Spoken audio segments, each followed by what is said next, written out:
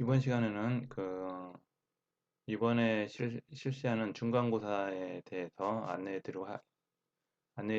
드리도록 하겠습니다. 이번 고사를 제가 실습 과제에서 기출을 해서 가로놓기를 정리를 했습니다. 그래서 1장에서 2개, 그 다음에 2장, 그 다음에 3장, 이 과제들을 제가 실습 과제로 보고서를 실습을 하도록 했습니다. 그 다음에 4장, 그 다음에 이품은 조건문, 5장, 그 다음에 6장, 그 다음에 7장 이렇게 해서 반복문까지 연산자,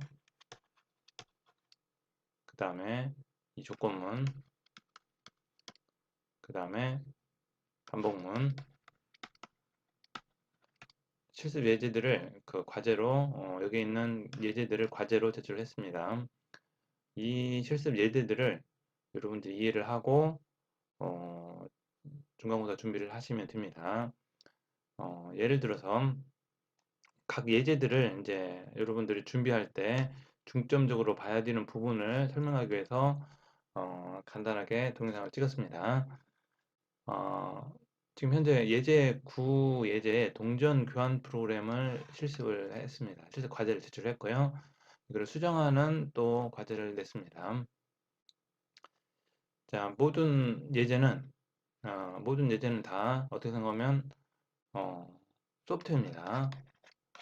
우리는 지금 소프트웨어라는 걸 만들 거고요. 이 소프트웨어를 만들기 전에는 요구사항이 있어야 됩니다.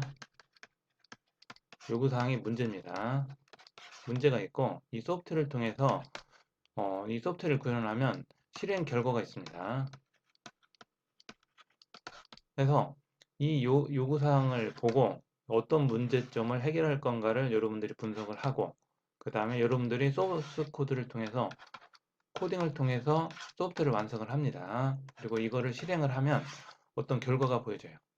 이 실행 결과는 이 문제를 해결하는 실행 결과가 됩니다. 어떤 요구사항을 해결하기 위해서 소프트웨어를 만들었기 때문에 이 실행 결과는 앞에서 나온 이 요구사항이 반영이 돼야 됩니다. 자, 그 다음에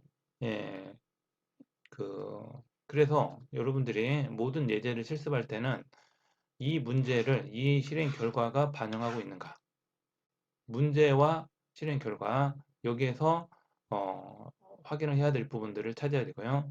그 다음에 코딩을 통해서 여러분들이 무언가를 실행 화면으로 만들었습니다. 그러면 이 부분을 소스 코딩을 보고 실행 결과를 상상해야 되고요. 유출을 해야 됩니다. 상상을 해야 되고요. 실행 결과를 보고 이 소스 코딩을 또 상상할 수 있어야 됩니다. 예를 들어서 우리는 동전 교환 프로그램을 이제 상상을 했습니다. 문제를 제출했어요. 문제가 동전 교환 프로그램입니다. 자, 그래서 이 동전을 입력을 하면 저장할 변수, 그 다음에 500원짜리, 100원짜리, 50원짜리, 10원짜리를 교환하도록 문제를 제시를 했습니다. 그러면 이 문제를 해결하기 위해서 먼저 입력을 받았고요. 그 다음에 500원짜리 동전 수를 구하기 위해서 이렇게 나머지 연산자를 이용해서 나누기와 나머지 연산자를 이용해서 동전의 숫자를 만들고요. 그 다음에 이어서 100원짜리, 50원짜리, 10원짜리의 수량을 구했습니다. 자, 문제를 해결했어요. 문제 해결했습니다. 500원짜리, 100원짜리, 50원짜리, 10원짜리 동전의 개수를 구하도록 어떤 해결 방법을 찾아서 코딩을 했어요. 그 다음에 이거를 이제 출력으로 하는 겁니다. 출력. 보여줘야죠. 내가 해결한 거를 결과로 보여주고 이 결과가 이 문제를 반영하고 있는가 이걸 확인하면 됩니다.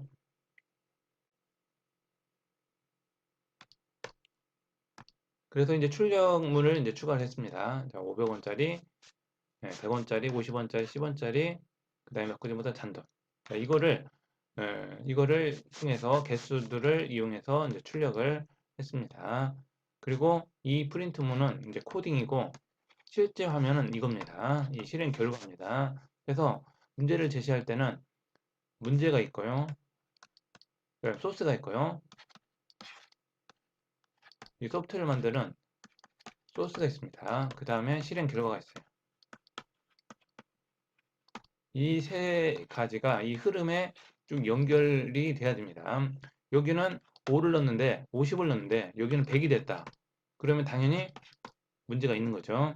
문제에서 50을 넣었으면 실행 결과도 50이 반영이 돼야 됩니다. 이런 식으로 예를 들어서 실행을 하면 교환할 돈을 입력을 합니다. 스캔애플을 통해서 머니를 입력받는데 777을 만약에 7,777원을 입력을 했다고 하면 이거를 500원짜리 개수, 100원짜리 개수, 50원짜리 개수, 10원짜리 개수, 그 다음에 나머지 잔돈.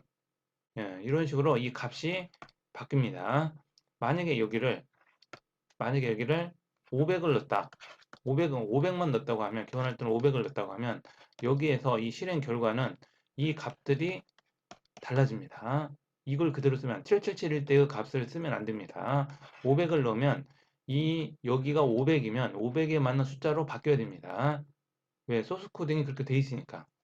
자, 문제를 만들 때 제가 주로 괄호 넣기를 합니다. 이 소스 코딩과 만약에 여기에 이렇게 괄호를 넣었다 하면 여기에 들어가는 값을 여기에 들어가는 문제를 제가 이렇게 낼 수 있습니다. 냈다고 하면 여기를 채울 때 뭘 보고 채우냐? 아래 실행 결과를 보고 채우면 돼요. 왜? 프린트F문이니까. 여기서 100원짜리 있죠? 10원짜리 있죠? 그러면 이 사이 빠진 것이 여기죠? 그럼 이거를 출력하는 문장을 만들면 됩니다. 이런 식으로 시험 준비를 하실 때 이 소스를 분석할 때 프로그래밍을 여러분들이 코딩할 때도 이러한 방법으로 참고를 합니다. 모든 거는 문제가 있습니다. 이 문제는 요구사항입니다. 누군가가 요구사항을 합니다. 그러면 이 문제점을 보고 여러분들은 소프트를 만듭니다. 프로그래머는 이 소프트를 만들기 위해서 뭘 하냐? 코딩을 합니다. 코딩을 통해서 이 소프트를 구현합니다. 그러면 이 소프트를 실행하겠죠? 실행하면 어떤 결과를 보여줍니다.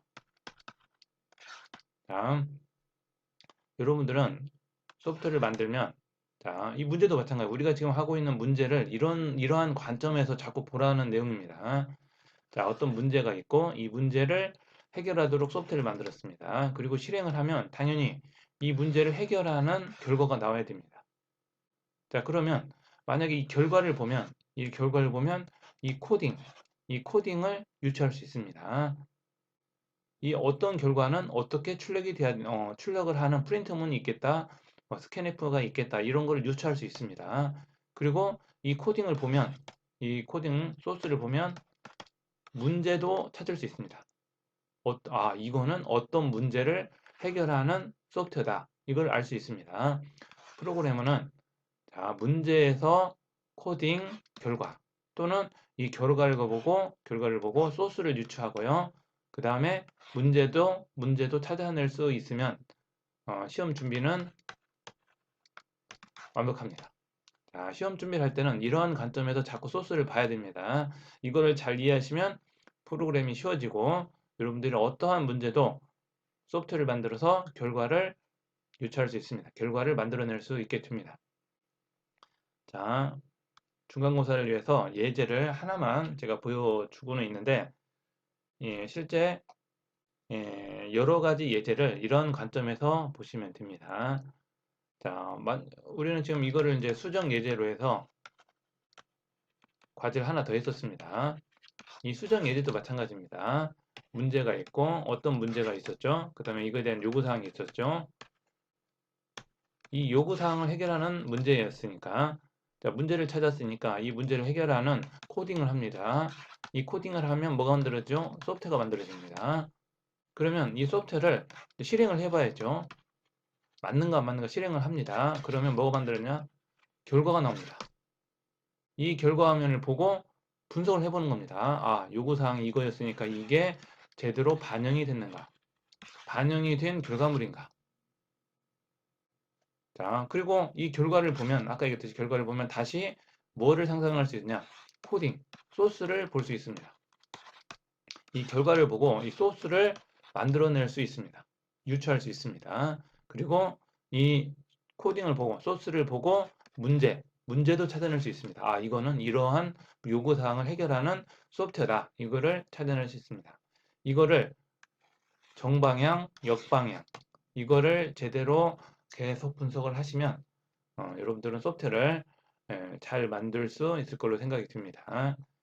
이거는 앞으로 기말고사에서도 마찬가지입니다.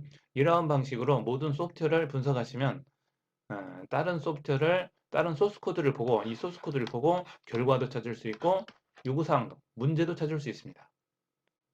자, 이러한 거를 여러분들이 많이 반복적으로 연습하시면 될 것 같습니다. 수고하셨습니다.